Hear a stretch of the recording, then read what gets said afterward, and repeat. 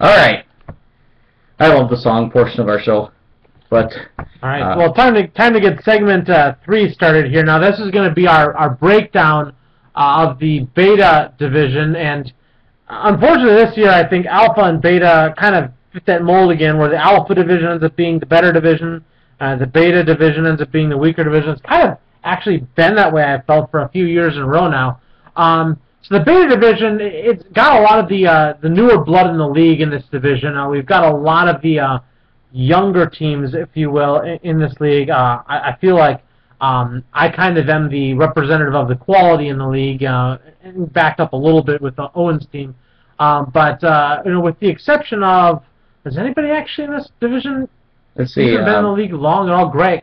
No, Greg's in the front. Yeah, nobody. These are all. In fact, all of the original members are in Alpha division, and we like to call it the Founding Fathers division. Yeah, so there's only one younger player, younger team in the Alpha division. And that's how it worked out as odds and evens. There was nothing behind it. It's just teams with the odd draft picks are in one division, evens the other. It just worked out that way. Yeah, so some of the inexperience may be coming into play here, but let's get started. We're going to go worst to first. Worst to first here. So worst is going to be sixth place team. The sixth place team is going to be the rookie going into the season, John Rome.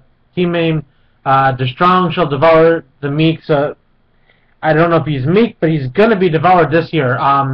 His overall team, there's not anything that's really too terrible except the wide receivers. The problem is that there's nothing that I really consider to be a strength that matters. I mean, he's got for his quarterbacks, he's got Manning and Fitzpatrick. Fitzpatrick, I mean, who cares? I don't even know if he deserved to be drafted. He's like he's just there, whatever backup. Whatever backup.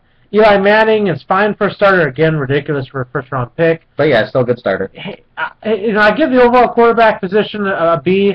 His running backs is trouble. I mean, Turner is not a great starter in PPR leagues, and we established that in our last segment.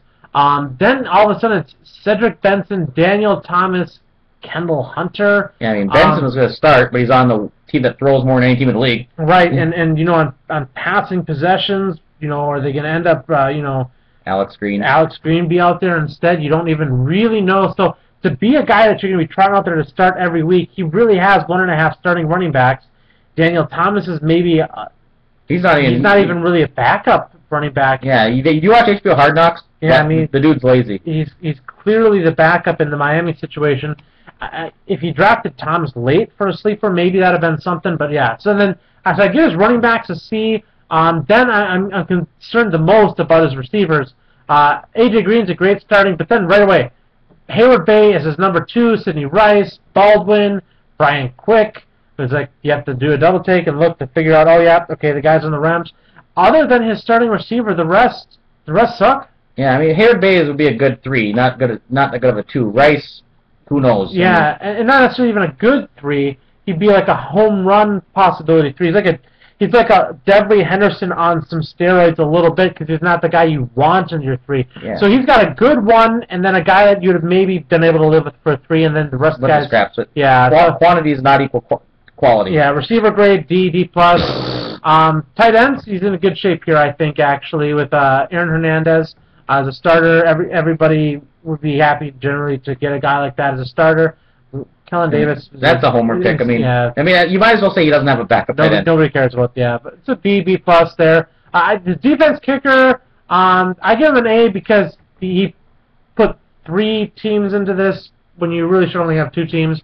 He's got the Niners and Jaguars who are both pretty good defenses, so he's going to be able to play matchups with 2 solid defenses. But again, that's going to maybe net him 3-4 points a week advantage, and he's got all the weak spots everywhere else. So even though I give a special teams section an A, overall I give this a C-.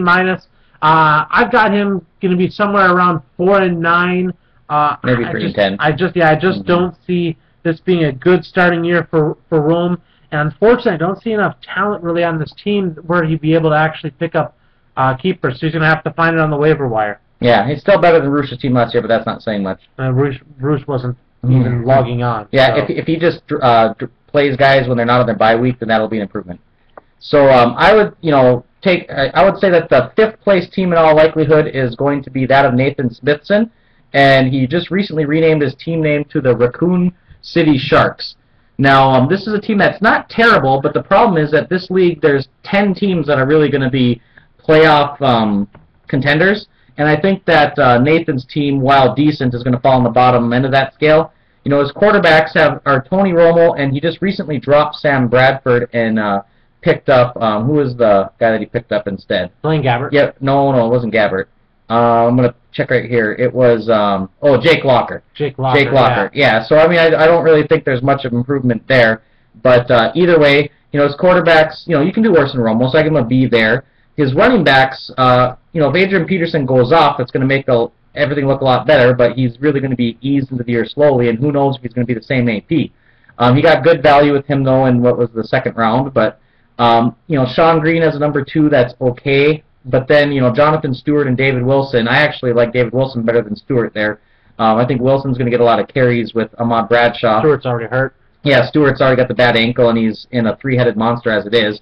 So I give his running backs a B-. His wide receivers, you know, again, I give those a B- as well. He's got good quality with Greg Jennings as the 1.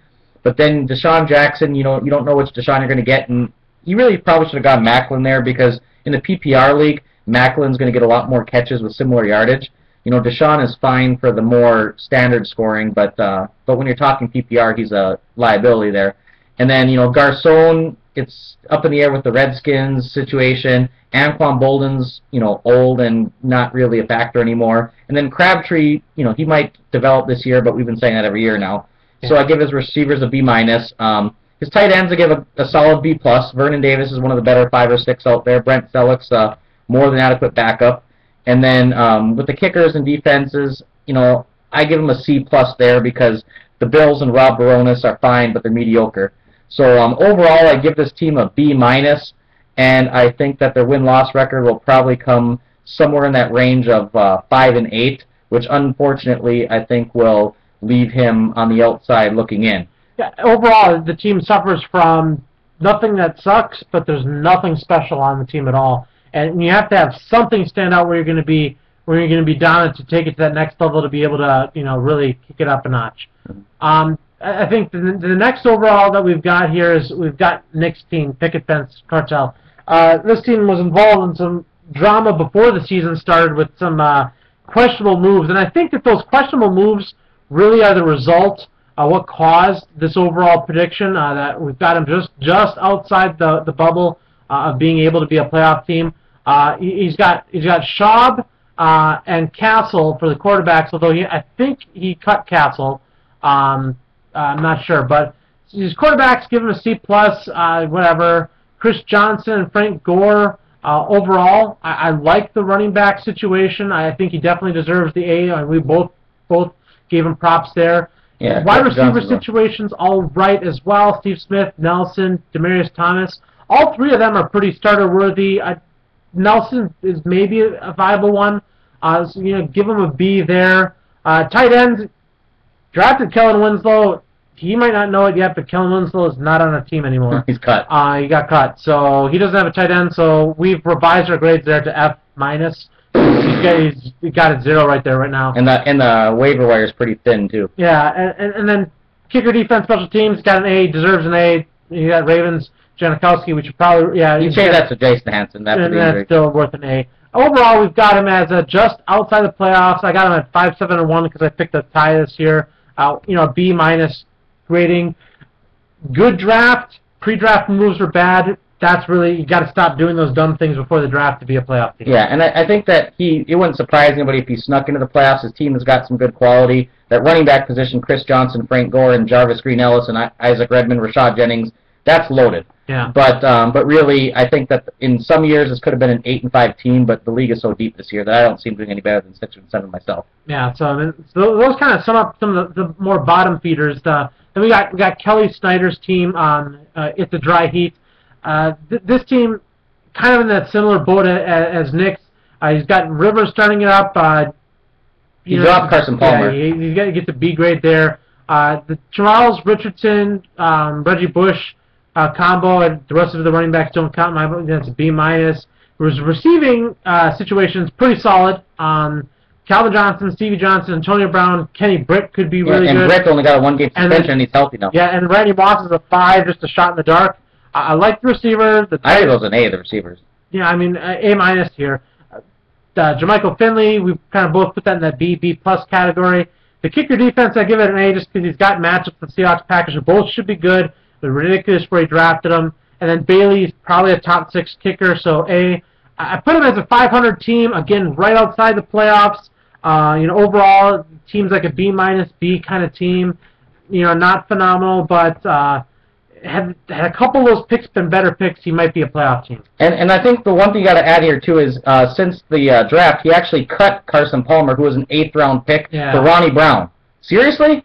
I mean, Ronnie Brown's going to play maybe 1 week or maybe 2 with Ryan Matthews out, but you don't have Ryan Matthews, and you don't have a backup quarterback now. And you're not playing against who does have Ryan Matthews. Yeah, and Carson Palmer was the 8th round pick, so I thought that was pretty wasteful. There should have been, you could have cut Michael James. Yeah, Michael James you cut for him. Yeah. So anyway, with the second best team in this division, I think is going to squeeze a wild card out of it. The rest of them are going to come from the Alpha division. But I got to give props to my nephew, who is learning well from the master. His Owen Van Nelson with his team Owen Goal. His quarterbacks, he has Cam Newton and Ben Roethlisberger, and then now Russell Wilson could be a steal in the 16th round as well, now that he's named the starter. So I give him a solid A for the quarterbacks. Maurice Jones-Drew ended his holdout, which is a relief, although he might be limited the first week. And he's got Marshawn Lynch, too, so he gets a solid B there, even though his backups are terrible. I mean, Breen and Felix Jones aren't going to help him at all if either of those guys get hurt. His wide receivers give him a solid B with Dwayne Bowe, Vincent Jackson, and Santonio Holmes, and James Jones. Solid, nothing fantastic, but really good.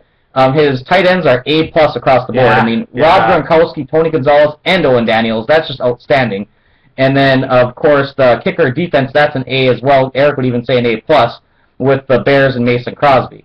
So there really aren't any weaknesses on the team. The only thing he's got to guard against is one of his running backs receivers getting hurt because depth is lacking there. Yeah. But overall, I give him a B+.